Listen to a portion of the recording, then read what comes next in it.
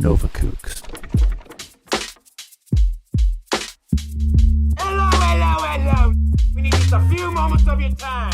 You know what else can be overprepared? Pork chop. Man, when I learned how to cook a pork chop properly, my life changed. We should do an episode on cooking a pork chop because I can't cook one. You can, and you will. This could change my life. Dave teaches me how to cook a pork chop, and all of a sudden, all the money I'm saving, I'm going to Hawaii to surf. Or if you load it up on pork chops now and they go up, flip them. Yeah. Selling pork chops. Some people flip houses, other people flip meat. You know what? Maybe that's the next thing. Little Hen says it's time to rock and roll. All right, here we go. We're ready. I feel it.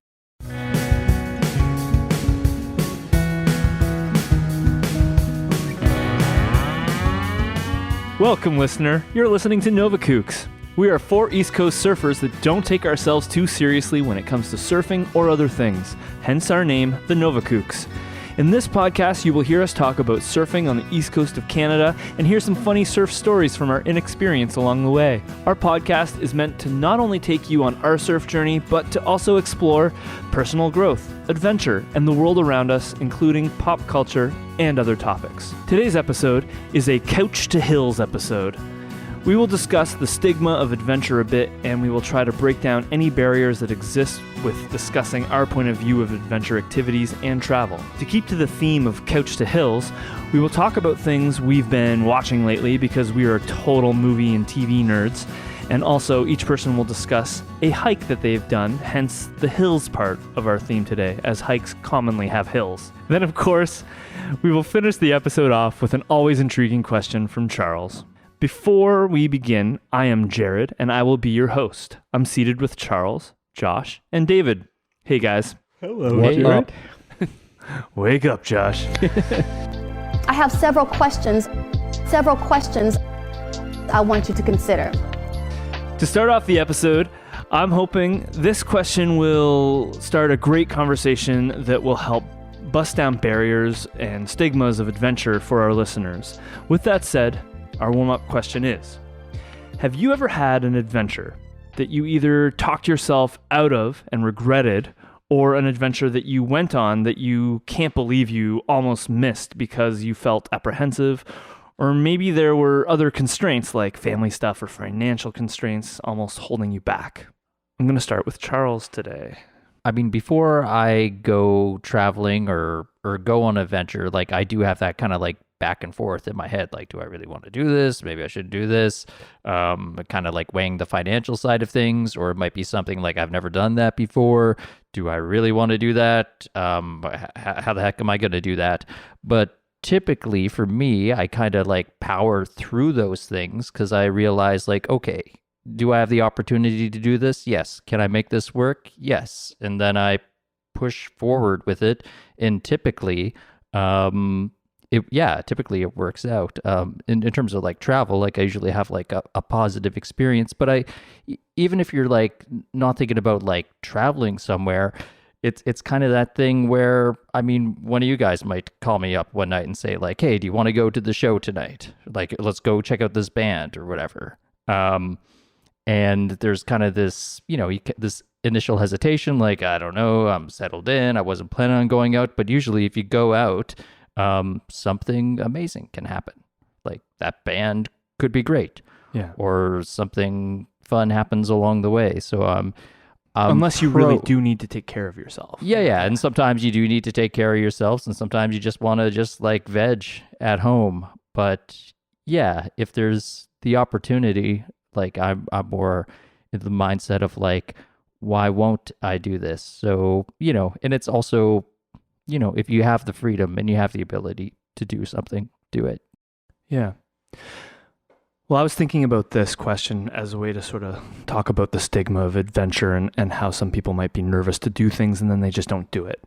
And I think about myself, and there's two events that kind of came to mind with this.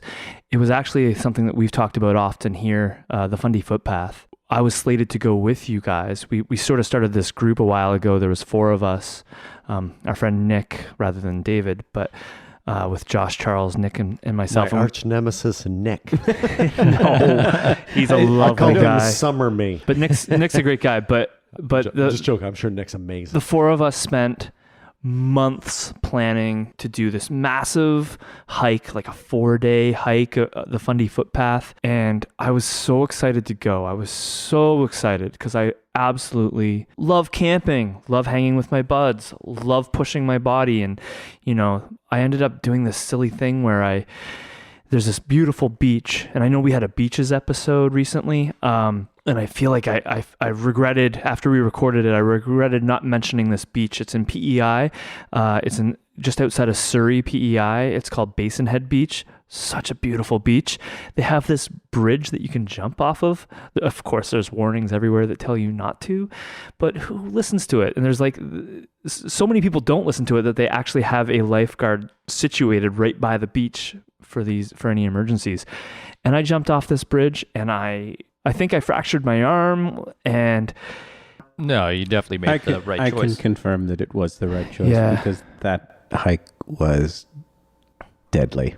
yeah, but I regret it. I love that type of adventure, but personally, I think that would have fallen into type 3 fun or type 3 adventure. yeah, Josh has this scale of fun. Yeah. Type 1 is where it's super easy. Type 1 is like super fun. You'd totally do it again. Like, was a breeze. Like, the whole process was enjoyable. Type 2 is like, that was a grind. Like, you're in it and you're like, oh, jeez. Lots of complaining. I don't know if I'm going to do this again. You've It's hurt like, your body a bit. Yeah. But when it's all done, you're like, oh man, you're ready to do the next one. And then type 3 is just like, hands up, like, no, not doing this again. 3 types of fun. Yeah. Type 2 is the best. Yeah. Where you work for that fun. You grow in type 2. Type 1 you is earned like, that burger at the end. yeah. Oh yeah. Yeah, that's Type like 1 is like, let's I don't know, go axe throwing or Fundy Go to a footpaths on my list, so I got to pick your brains more. You talked about it Yeah. before, Oh, man. but Well, maybe I'll go with you that's on my we that's even on the list. we dehydrated our own food. Like, it Yeah, was something. well, I was a part of that process. I think we ate your food. Yep. David. Yeah, I don't think I have a major event that I can pinpoint, but you know, I'm definitely going to allude a little to Charles. Just some of the moments where I've been on the fence and I've learned to just say just go, or have been some of the most amazing experiences, and a few hours later you're looking back like, I can't believe I almost didn't do this thing, and it can be something relatively minuscule.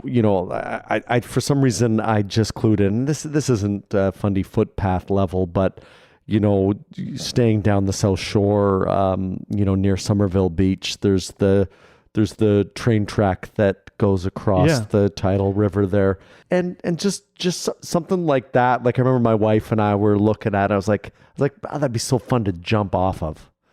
And I got in my head about it. I told you my story about climbing. Heights are that's not my bag.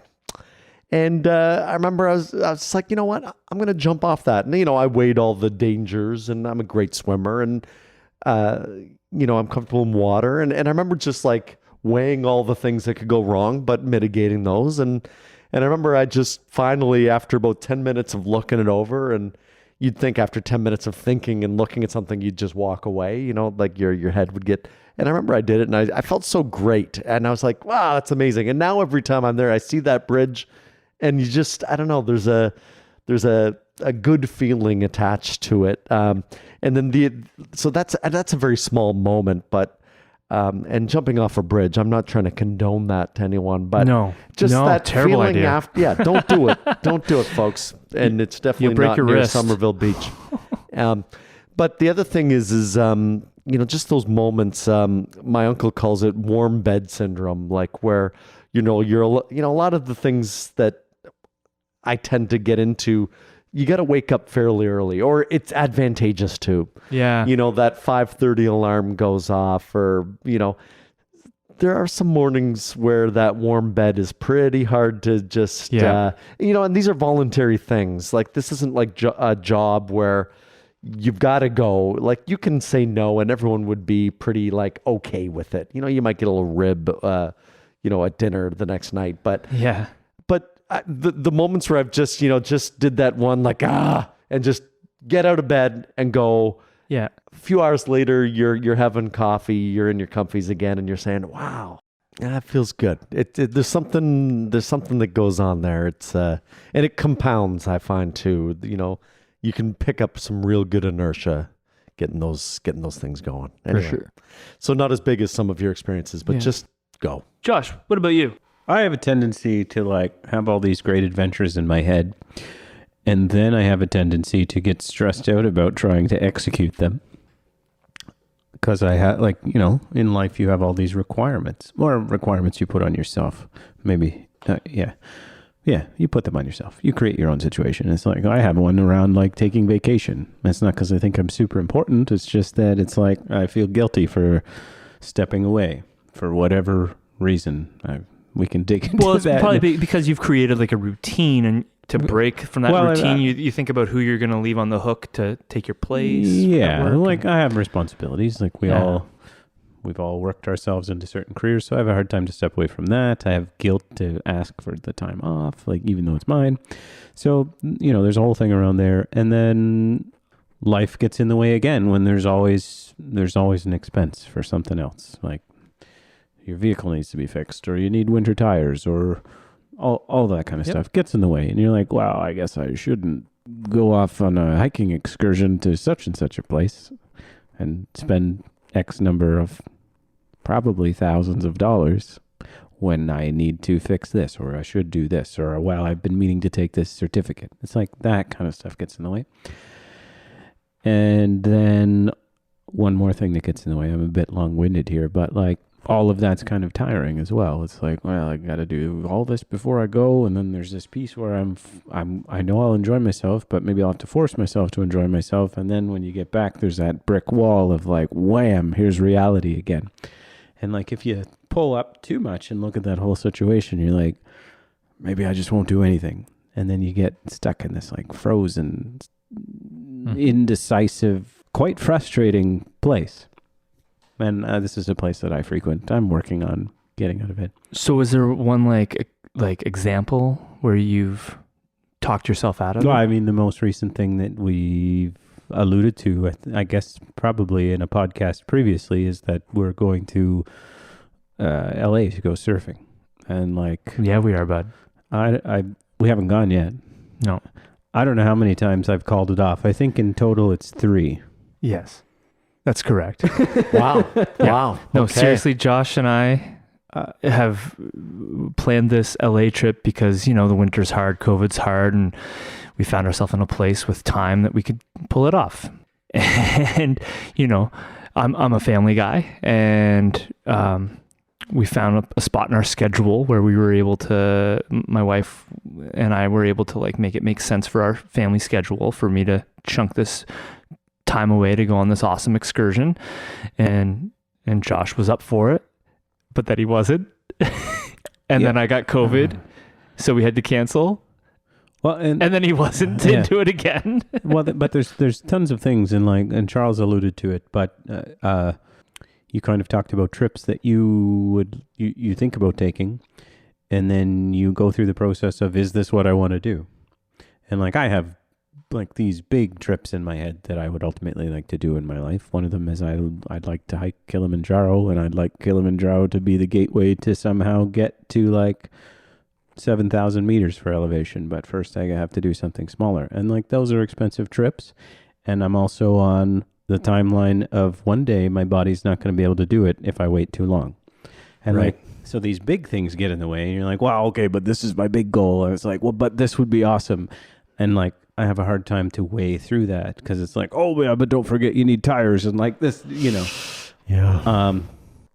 And then like kind of Jared kept at me, which he's very good for. So he's Sorry. good for perspective. Like, Sorry if I I was know I'm annoying. going to have a great time in California, and I'm excited to go. I can say that if it were not for Jared not letting me turn him down on the third time, I probably was pretty set in not going. Okay. And which is hilarious because it's in direct contradiction to who I am and the things I want to do and the way I want to live my life. But that just goes to show how caught up in your own stuff you can get. It's funny because when I talked you into it, I literally used your words back at you. Ooh. Powerful. Yeah, well, and I mean, and so those words are essentially life is short. Like, Sure. Why wouldn't you? Let's shift gears. So, sorry, my daughter says that. So. Next, please.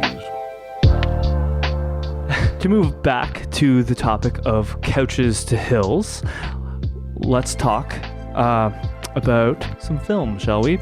I'm always up for recommendations of shows and movies and sharing things that I love. I know that we all have some various tastes in the things that we consume with media.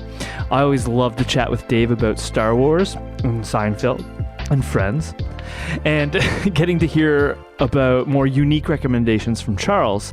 And I love when I can talk about the latest action flick with Josh. So fellas, what movies have you been watching recently, and what would you recommend? And what are we going to see? I don't know. Oh, that's right. What are we going to see here? I have no idea. So. Let's go around, Josh. I can go first. I'm gonna stick on a theme of like what I was talking about with adventure. I'm big on documentaries. I probably talked to them in previous podcasts, but like 14 Peaks, solid documentary about he's a climber in Nepal, I think. I still haven't gotten to see it. I haven't had time. So great film. There's a huge history of like people in that region not getting the recognition as great climbers, and having helped a lot of climbers achieve their Sherpas, goals right? in history. Yeah. And so this one guy basically set out to do all of the 14 peaks that are essentially above 8,000 meters. He said he was going to do them. I think it was in 7 weeks, because the record at that point there had been no one that had completed them in less than 7 years. He was like, I'm going to do this in 7 months. And there's a documentary associated with it. It's very powerful. And like, I have like a soft spot for climbing documentaries in general, but I think that this translates to anyone, and highly recommend it. On another note, I really like a certain style of action movies that I've seen out, and you guys might even know the producer. I don't, but it's kind of that like over-exaggerated sort of like fight scene movements, and the colors are almost like Washed out.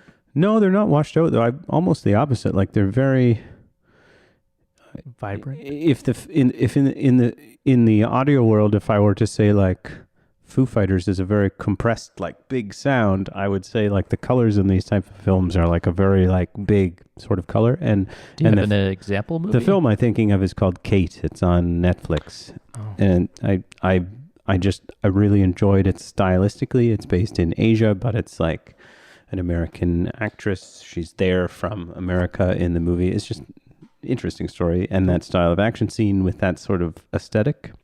Yeah. Cool. Charles. Sure.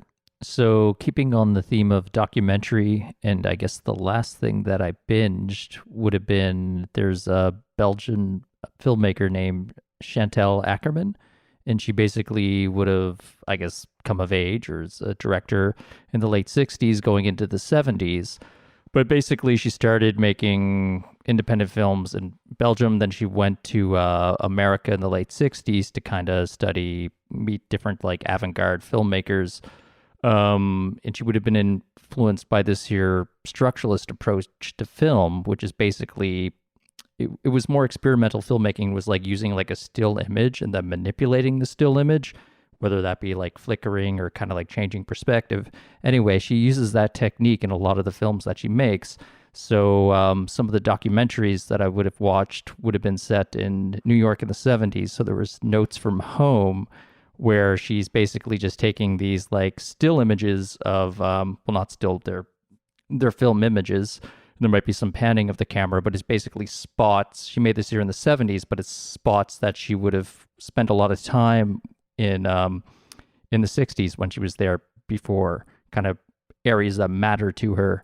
So she took that there footage of these areas that she kind of had a personal connection with, and is really just observing the area there. There's people that are passing through, or cars that are driving by, but she put that to the letters that her mother would have written to her at the time when she was studying in New York. So it kind of creates this experience, and it's this time capsule. She has another one called Hotel Monterey, which would have been this kind of seedy hotel that she was staying in the west side of New York at the time. So, and that's just like still images of life in that hotel. So she is an American filmmaker. No, she's Danish. Danish. So yeah, and then she went back. She went back home, and like her most famous movie is it's called Jean Dialman, and it's a 3-hour movie, but it's basically this widowed mother living with her son, and it's kind of like 3 days in her life, and kind of like going through the routines of things that she does, where it could be just like preparing a meal in the kitchen, but once again it's using like the camera is just like a still like steady shot. So I just found her work really interesting and fascinating, and it actually influenced a lot of the thoughts that I was having for some of the questions that I've been asking previously, in terms of like, would you prefer to see like an edited video or a longer video, and that idea of like observing a life. And she's one of the first feminist filmmakers. I mean, it's kind of interesting where some people may find this incredibly boring, but if you're just watching someone, like a still shot of someone like preparing potatoes for dinner, it's something that we don't really think about, and to spend a lot of time with it. I've just found her work really interesting. And later on, she kind of has more traditional style movies. Rendezvous with Anna is really great. It's following this female film director as she kind of tours through Europe. And then another one called Golden 80s, which is a musical that's set in a shopping mall in the 80s. Cool. But yeah, I like her stuff. What's her name again? Say her name one more time. Chantal Ackerman. And what would be like the best movie to watch if you didn't know her work and you wanted to like have an introduction to it? I would for documentary, I would check out Notes from Home, and Jean Dialman would be like her most famous piece. So Jean Dialman, and then it's like the address that she lives in French. I don't know the whole title, but Jean Dialman, you could go by that. Awesome. David. Wow. So you guys, I would say are fairly big cinephiles in a way, and I don't quite live up to that name. However, so I don't watch. I'll be completely honest. I don't watch a lot of new movies. No, but you consume pretty good stuff. I consume content, but. Like so the latest movie that I would say would be new to me was the latest James Bond movie. Nice. Daniel Craig's last movie that he did. Did you see it in the theater? I did not. And that's another weird thing about me. I don't love going to the movie theater. It's maybe strange, but I've always found the movie theater a little bit anxiety producing. Whereas finding seats, not knowing where I'm going to sit, are there going to be seats? And maybe that's not as much of an issue these days. No, man. I've had panic attacks at the movie theater, especially if you're pre-COVID packed in a theater in the middle of a row. I like having my own place and my own couch, and where I know where the facilities and the water and the refrigerator is. I don't know. That's me though. And it's funny. My wife is the opposite. She just like misses, due to COVID, she misses the theater so bad. And I could honestly, I could take it or leave it. I just feel like with the sound quality and the sizes of TVs that we can get these days, and dial up most of what you can get within a few weeks, I like watching my stuff at home. And I know I'm the minority there. Unless it's getting to see the latest Star Wars movie. Unless it's the latest Star Wars movie. And in that case, I will meet any of you anywhere to watch that in a theater and we'll go and we'll have some spicy fries post, and we'll discuss it ad nauseum. Oh my gosh. However, How did you like the new James Bond? I thought it was fantastic. I Nice. thought it Yeah. delivered everything that I was looking for. I like when, that happens. I didn't know the story, but I like when it delivers what I came to see. I feel like it did that quite well. Other than that, I watch old movies that are, in my mind, amazing things. Sadly, I got COVID about 3 weeks ago, so I had a weird week at home where I was forced to sit. And what did I do? I watched all the Boba Fett again. I watched all the Mandalorian again, and I watched every Star Wars movie from start to finish. Oh, wow. I can do that. You're a big rewatcher though. I Yeah. can rewatch. I don't know. I can rewatch stuff. I threw Goodfellas on and watched it. I can do that, and that tends to be my go-to. I don't know why. How were the prequels? They Like, what do you mean? Do they hold up or? Yeah, kind of going back to them. Like, are they kind of better going back to them? Or I your accept them yeah. more now than I did,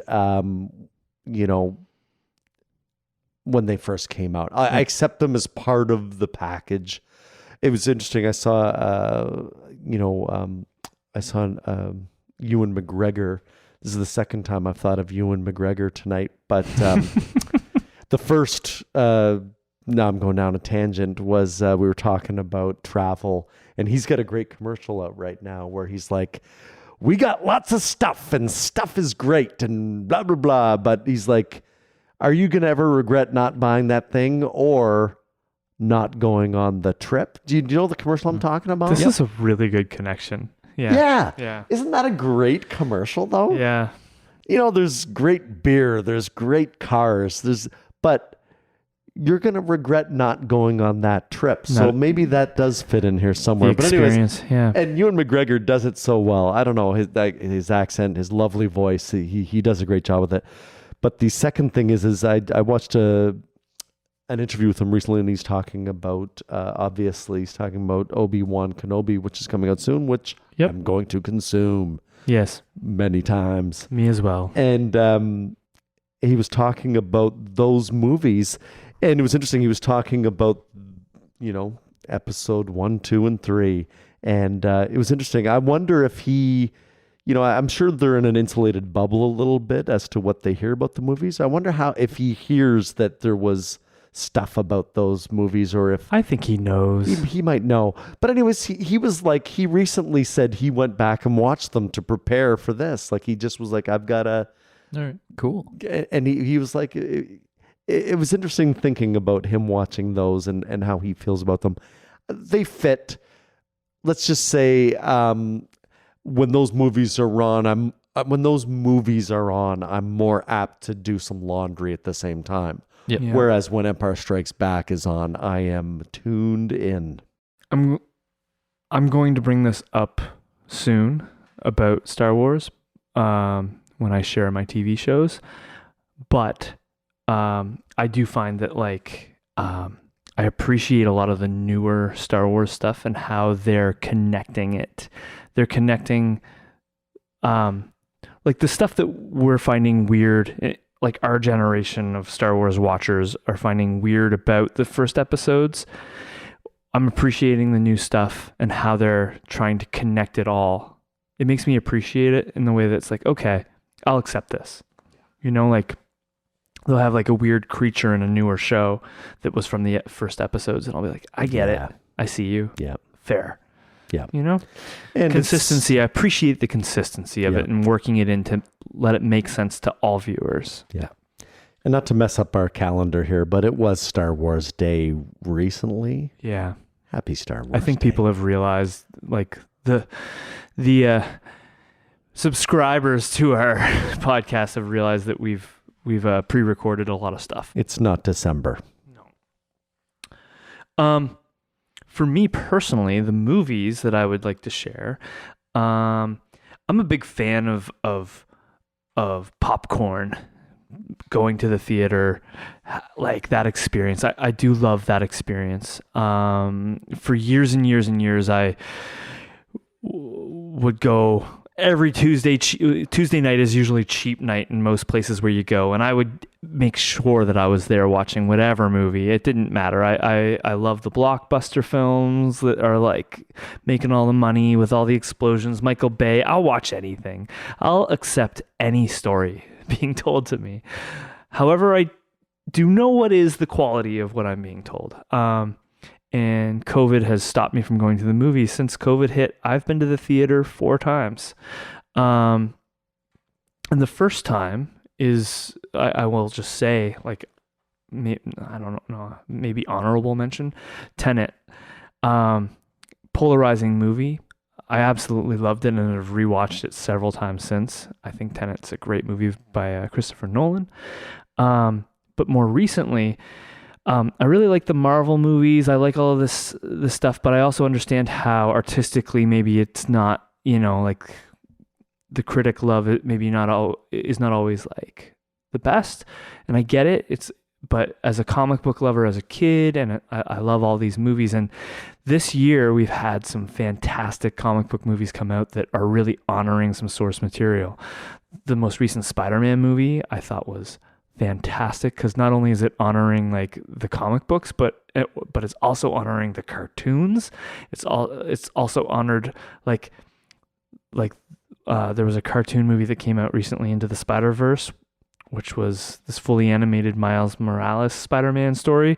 And it like this recent one kind of honored that, talking about like how there's like various universes, there's multiverses in the Spider-Man world. And in that, it allowed them to bring back, spoiler alert if you haven't seen it, I'm sure you have or have at least heard, like it brings back these old, like Tobey Maguire and Andrew Garfield, who played the previous Spider-Man in the previous Spider-Man movies. And I think that was so cool and so great how they did it. But also the most recent Batman movie, they've again reinvented Batman, and it's got a totally different tone, and it was super risky, and I appreciate them doing the risks. I think it was a good movie. Charles, you saw it, you liked it? Yeah, it was great. I thought it was like it felt like watching like this super dark detective story, like similar to like, there was vibes of like Seven, yeah, but also like I got these weird like Maltese Falcon, Chinatown. There was like weird, just the slow burn of discovering. I appreciated it, The most recent movie I saw just this week was Everything Everywhere All at Once, which kind of echoes back to that multiverse. Without that Marvel and multiverse kind of like becoming a thing right now, this movie wouldn't exist. I don't think the studio would have like forked out the cash, but my goodness, what an amazing original movie. Like, I remember growing, like the last like 20 years in movies, like they've been doing reboot after reboot, and people are saying Hollywood's dead. There's no original stories. Well, watch that movie. You can't say that after watching that movie. That was super original. I just want to like put googly eyes on everything after watching that. I thought it was awesome. If you haven't seen it, do it. You will find it enjoyable. It may not be your favorite movie, but it definitely will be an awesome experience. Cool. That's me. Moving on, let's talk about TV. What is the clip here, Johnny? I have no idea. No, for God's sake. I know we've kind of rambled on, but what is like one show on television, or the last show at least, that you watch that you feel you could recommend to our listeners? And we'll continue in the same order. Josh. 1883. Great show. Nice. Prequel to Yellowstone. It's a prequel to Yellowstone. It is, yeah. So there's only been one season so far?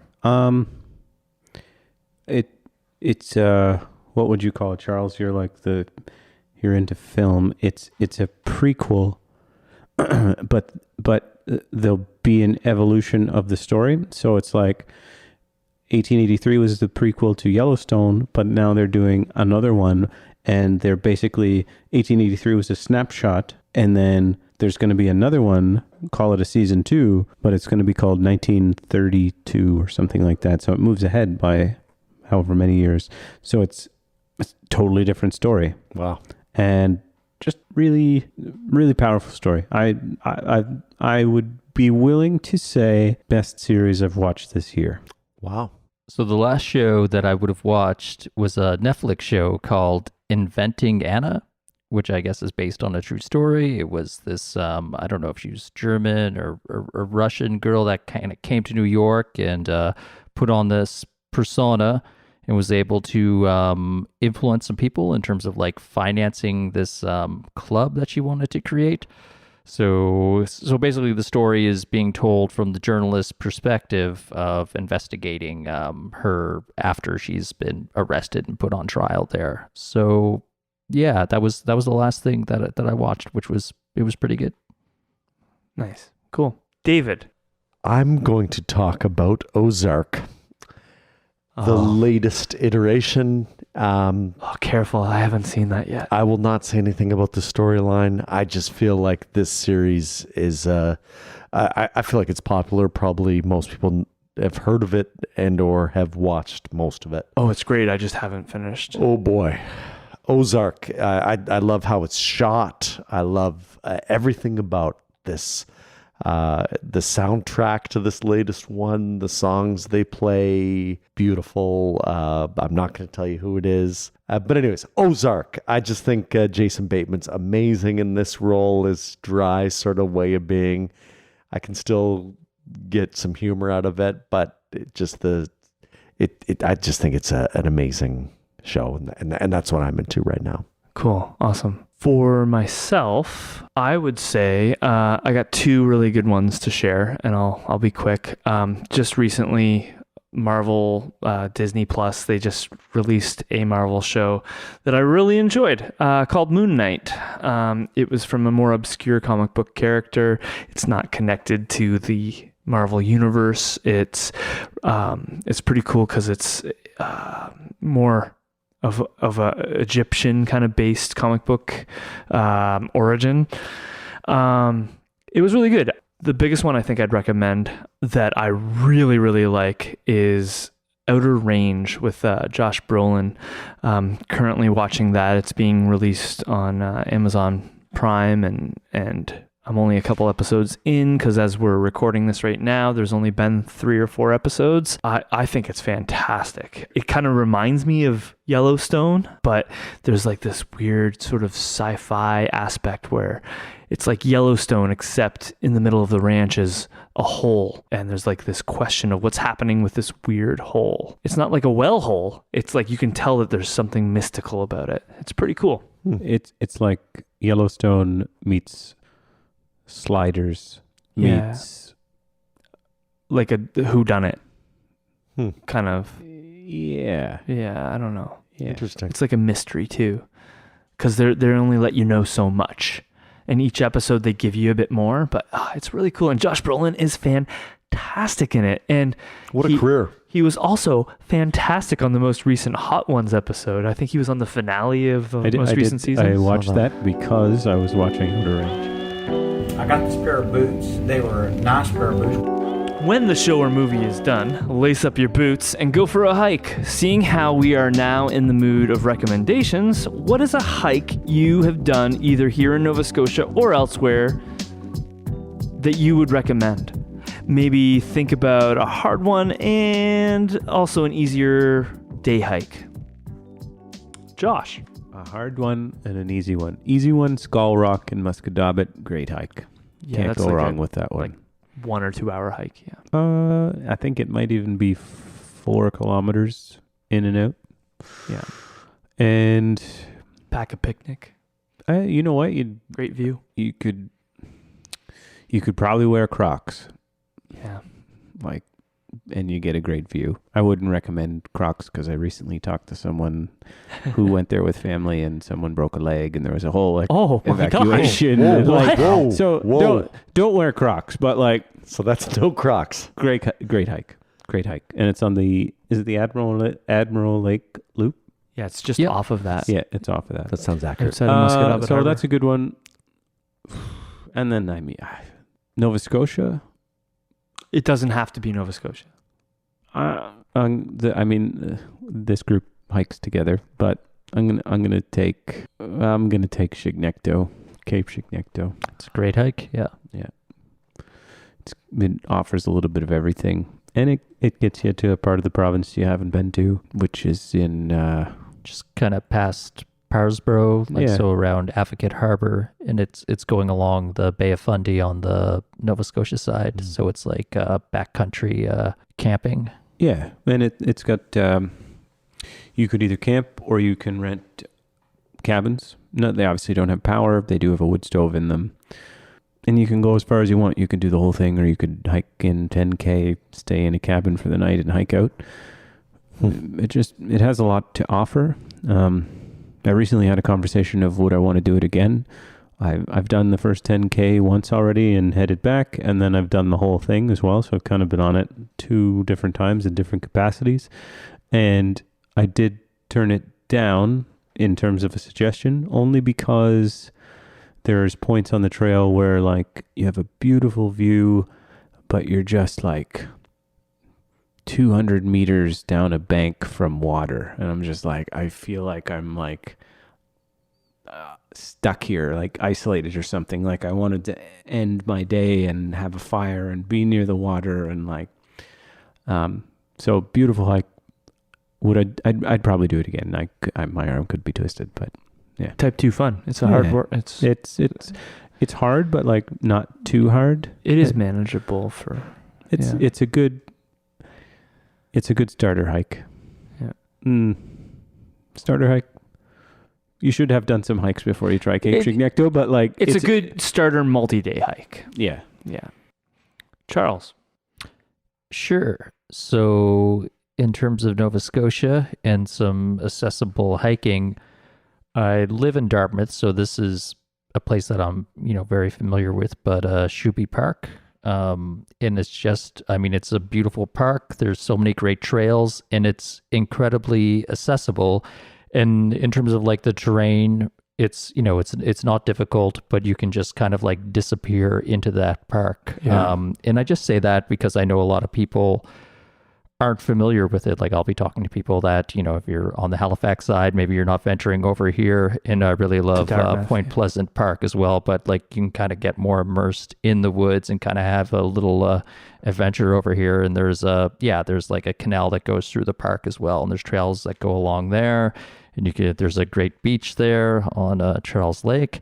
And you can do some kayaking while you're there as well. So in terms of like something that's like within Halifax and very accessible and like not difficult, that's something that's I highly recommend. You say kayaking, you can rent boats there. Yeah, you can rent kayaks there for very, very affordable. Or a canoe. And you can also bike in the park there. So lots of fun to be had. And the other one that I would mention in Halifax, so if you head out past Spryfield and past St. Margaret's Bay, you'll eventually come to the Dunkin's Cove hike. Nice. So that there is like a rocky coastal hike. You're very exposed. There aren't really any trees around, so I don't recommend doing it on a scorching hot summer's day, although you probably get a pretty good breeze off the ocean. And that's I wouldn't say it's easy, but it's very moderate. There's a bit of climbing on the rocks there, and that will take you up to like an old like World War II was fort or barrack, like a bunker or whatever they called it. The barrack. That's kind of like where it ends, but it's just a beautiful coastal hike. And even if you get there, you'll kind of, when you go up the road to access it, you'll notice that there's cars parked along there. If that's seeming like a bit too much for you and you want to do a shorter hike, you can go left and walk up the road there to the lighthouse there and get a similar taste of it. That's a nice recommendation. Good. Yeah. David. Great examples here of wonderful hiking. I haven't done too many very, very, or not very, very, but just difficult hikes, I'll be honest. But if I'm going to choose some hikes that I would suggest, the first one I would say is one called Gaff Point. It's you have to sort of hike Hurdles Beach, which is in the South Shore of Nova Scotia. sort of in the Lunenburg area, past Lunenburg. And it's a lovely hike. Takes you to a really, really beautiful peninsula, and there's some really cool forests you go through. And nice. Is it mostly along the coast, or? You sort of traverse down the end of the beach, and then it kind of does both. You kind of go in some woods, and it's a nice loop around. You come out in some nice rocky outcrops. There's some beautiful overlooking the ocean, obviously, but you can kind of get down to some really interesting little private or secret beaches. Oh, nice. Cool. And Gaff Point, I would highly recommend that. It's not difficult. I wouldn't call it difficult. Very accessible to anyone who can make it to that area. That's one that I would say. Another one that I would talk about that is sort of near Chignecto, but I would argue maybe a little different type of a hike is around Five Islands area, just doing sort of a tidal beach walk. Sort of around that is sort of a prehistoric, beautiful walk, because obviously the Fundy tides are out of this world. And so the most dangerous part of that, if we could say that, is you do have to be cognizant of the tides. You have to leave kind of like when it's still dropping, and you have to get sort of around, because if you get caught halfway around that walk and the tide's in, there is it's so steep that you cannot get out of there unless you're being sort of rescued, really, or evacuated, or clambering, on the side of a cliff, waiting 6 hours for the tide to drop again.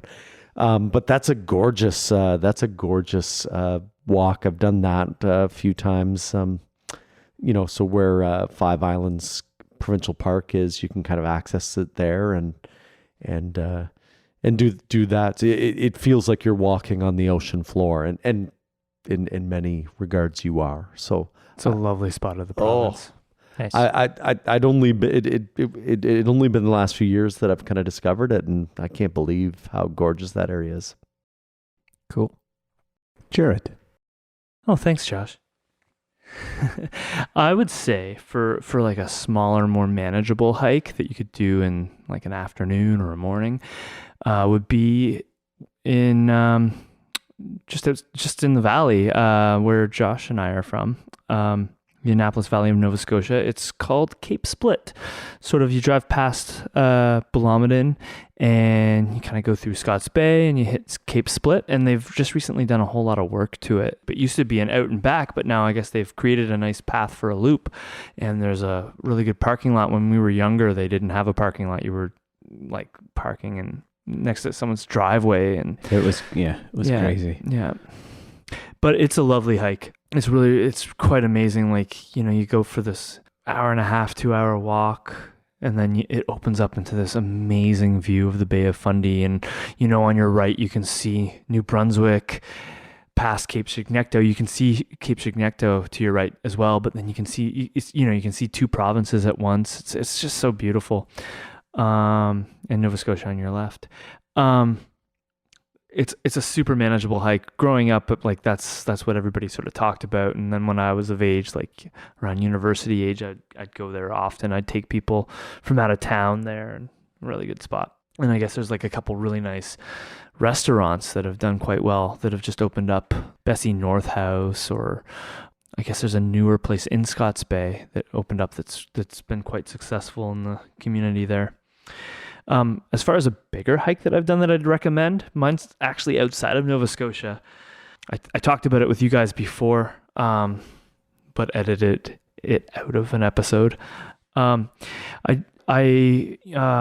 say in 2010, I went to visit some friends that were living in Vancouver, British Columbia, and it was Canada Day, and we decided to do this awesome hike. My friend Matt rented a Mustang convertible, and we drove to Golden Ears, and we did this hike. We spent a night at the top of Golden Ears, which is like this really cool trail. Golden Ears has 2 peaks to it. We stayed the night in this flat part of one peak, and then the next day we hit the summit, although I didn't quite make it because even though it was Canada Day and this was a mountain and we were kind of above clouds and it was snowy and I couldn't see where I was going and I was cold because I didn't have the proper equipment because it was summer and I didn't know that we were going to be sleeping in snow on Canada Day, the 1st of July. Anyway, when I got up there, I just felt I'm not afraid of heights like you, Dave, and I do get, I guess the fear does come in when I am afraid for my life at the end of a cliff. That happens. But I wouldn't say I'm necessarily afraid of heights. It just didn't feel like, I knew what was below me. Yeah, I knew that like if I misstepped, I would fall to my doom. And I remember we got to this base camp right at the summit, like right at the base of the summit. And I couldn't see because we were in a cloud and I wore glasses and my glasses had fogged up and I put them in my coat pocket and then I was hot and wrapped the coat around my waist. And then at the base camp, I sat down and I broke my glasses. So for the rest of the Vancouver trip, I had this like tape on my glasses to like hold my glasses together. Oh man, it was brutal. And I didn't make it to the summit, but, because I was just so terrified of sliding down that hill, mountain. But yeah, that was, I do recommend that hike though, on a clearer day. I noticed some people did it in a day without their packs on. Like if you're not staying the night without packs, you can totally like go all the way up and down. It was fantastic.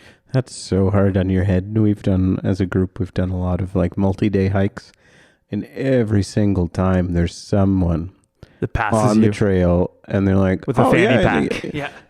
You're not doing this in 24 hours? Oh yeah, no, I'll be in and out and back to the car by the end of today. And you're just like, what? Are you serious? Stop it. Well, this has been really fun talking about all this stuff. I love talking about movies and I love talking about hiking and doing hard stuff. But we're going to move on. It's that time again for the always intriguing final question from Charles. Take it away, Charles. This is Charles. All right, this week's question, are the Red Hot Chili Peppers overrated or underrated? I think there should also be a disclaimer that within the last couple weeks that we're recording this, they just released their most recent album, Unlimited Love. And most of us in the room have been enjoying it and listening to the podcasts by Rick Rubin and all the excitement about it, watching their Hollywood star. Yeah. Anyone want to go first? You almost might want to get me out of the way here. You know what I mean? You know what I'm trying to say? Probably like either the or the second biggest Chili Peppers fan I know. All right. I'm going to answer your question. Yep. Are they overrated? No. I'll say they're underrated because they are. They're definitely not overrated. So I'll take the under. Well, it's funny to that question because I feel like there's been all these moments where like they seem like a band in my mind that should have been the Super Bowl band, but they supported a Super Bowl performance years past with Bruno Mars. I feel like they're kind of humble dudes, and like when it really comes down to it. So yeah, I think that they are a little bit underrated because they've been around for so long and have done so many things. They've been in Hollywood films. They've been, I'll say underrated. In terms of overrated or underrated, that is a tough question, only because I don't feel they're overrated. So I feel their fame is warranted, but I feel, aside from a few blips, like everybody kind of, when you have a career that long, everybody has some quiet time and then they show up again and have a new release and like they collect themselves and you can see that in long-term bands. Like there's the evolution of the band. There's a story, and it's fascinating to go through that with the Red Hot Chili Peppers. I think a few of us have also read the book, or Anthony Kiedis' book, Scar Tissue. So like that really paints a picture of how the band came to be, and in my mind, it's a miracle the band still exists. It's miraculous. Or that they came to be. Like if you read the story, it's insane. So But I do feel confident to say they deserve where they are. Like, they're very creative people. They're unique people. They have a lot to give. Properly rated, maybe? I think I want to say that I feel they're properly rated. There's a lot of respect out there for the Red Hot Chili Peppers. I'd be surprised if you found someone that said, I hate them. I'd like to find those people. How do you feel? Okay, for myself, I would have liked the Chili's in the past and been familiar with them. But I was never really deep into them. And recently, my nephew's a big fan of them, so he kind of got me onto them. And I know David's a huge fan as well, and I kind of feed off his enthusiasm for them.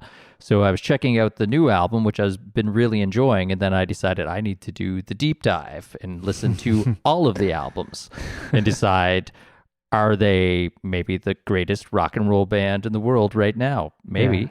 Yeah.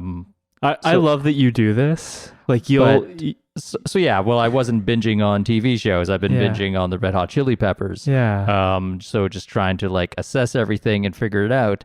But one thing I would say is that I think I underrated them and that I did not realize the extent to how popular they are. Because if you look at their, YouTube videos, they have like, 900 million views. So I always knew they were popular, but never like to that extent. And what's been interesting in terms of like doing this deep dive is sort of like getting the context of like, how the band was formed. And I know about their wilder days, but then kind of a better understanding of John Frusciante and like his influence on the songwriting and his guitar playing skills. And it's really seems like that's sort of like the secret weapon that kind of allows them to kind of go to that next level. So they would have had that huge album with Blood Sugar Sex Magic, and then another huge album with Californication. And it's really cool to see him come back to them. I would say I underrated them. I think they're properly rated in terms of like the kind of the success that they've had and where they're at. And also, I know sometimes some people can kind of give them a hard time, but I think that's sort of like a sign of like doing something very distinct, that it can kind of be, people can kind of make fun of it or kind of make a caricature of it. But it's pretty impressive in terms of like those 4 unique individuals and also the musical talent of that band. Like, I really respect it. So I would say I was underrating them, but they're properly rated. All right. Well, thanks for that question. It was awesome. Great question. Thanks for listening, everyone. We've been the Nova Kooks. I've been Jared, your host. David Charles is here. Oh, God. David Charles is here. Dang. Hello. Sharkadoo. Sharkadoodle-doo. We're the Nova Kooks.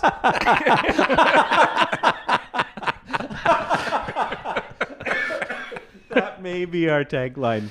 Sharkadoodle-doo. We'll catch you next time. Okay, let's try And that. I've been Josh. No, that was good.